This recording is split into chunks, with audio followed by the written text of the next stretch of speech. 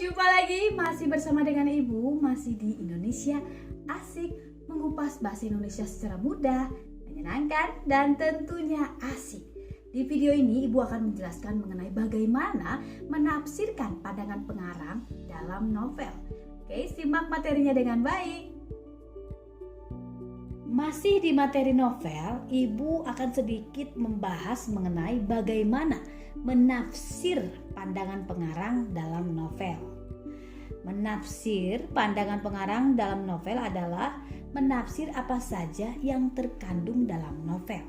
Dalam hal ini termasuk di dalamnya menafsir tentang pesan pengarang, kalimat konotasi, kaitan fakta dengan kehidupan yang ada, dan menemukan nilai-nilai kehidupan yang disampaikan oleh penulis. Nah, langkah-langkah menafsir pandangan pengarang dalam novel ini ada 3. Yang pertama, baca novelnya dengan saksama. Yang kedua, menentukan nilai-nilai. Yang ketiga, menafsirkan pandangan pengarang terhadap nilai tersebut.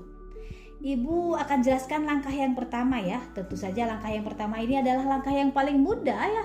Karena kalian memang wajib membaca novel sampai tuntas ya. Jadi baca novel dengan saksama. Selanjutnya langkah yang kedua adalah menentukan nilai kehidupan apa saja sih yang terdapat dalam novel. Nah, berikutnya langkah yang ketiga adalah menafsirkan pandangan pengarang tersebut terhadap nilai-nilai yang tadi sudah dianalisis. Oke, Ibu akan berikan contohnya ya, supaya memudahkan kalian dalam memahami cara menafsirkan pandangan pengarang. Nah, nilai-nilai dalam novel ini banyak sebenarnya ya. Ibu akan memberikan 3 contoh nilai ya. Misalnya nilai sosial, nilai agama, dan nilai moral. Nah, Ibu akan coba menafsirkan dan menginterpretasikan pandangan pengarang dalam novel ini. Ya, dalam novel yang berjudul Sang Pemimpi.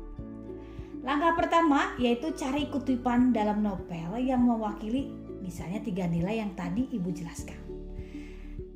Seperti kutipan pada novel Sang Pemimpi di bawah ini.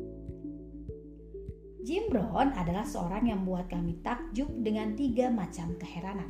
Pertama, kami heran karena kalau mengaji, ia selalu diantar seorang pendeta. Sebetulnya beliau adalah seorang pastor karena beliau seorang Katolik, tetapi kami memanggilnya Pendeta Giovanni. Rupanya setelah sebatang kara seperti arai, ia menjadi anak asuh sang pendeta.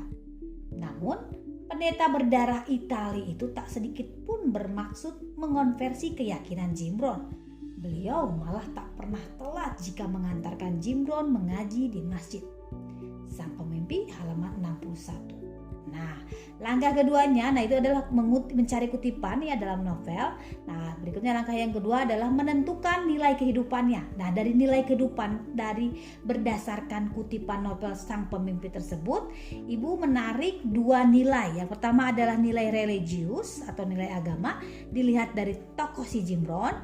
Lalu yang kedua adalah nilai sosial ya, dilihat dari si tokoh pendeta. Berikutnya langkah ketiga ya. Langkah ketiga adalah menemukan pandangan si pengarang ya berdasarkan kutipan tadi. Jadi pandangan pengarang berdasarkan kutipan tadi adalah pengarang menghadirkan tokoh Jim Brown dalam novel Sang Pemimpi ini mencerminkan tokoh yang taat beragama ya dengan mengaji setiap hari. Walaupun dia hidup di lingkungan yang berbeda ya, berbeda agamanya. Kemudian pengarang juga menghadirkan cerminan toleransi dan jiwa sosial melalui tokoh si pendeta tadi.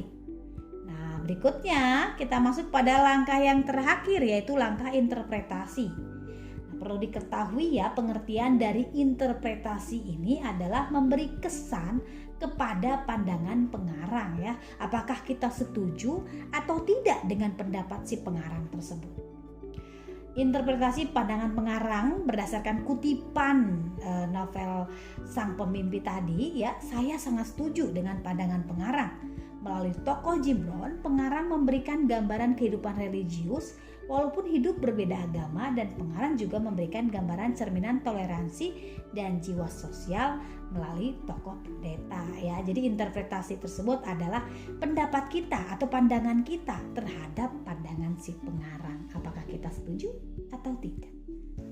Oke, Ibu harap kalian memahaminya dan bisa merefleksikannya ya di dalam kehidupan kalian ya. Oke, sampai jumpa lagi di video-video berikutnya. Tetap di Indonesia Asik. Bye.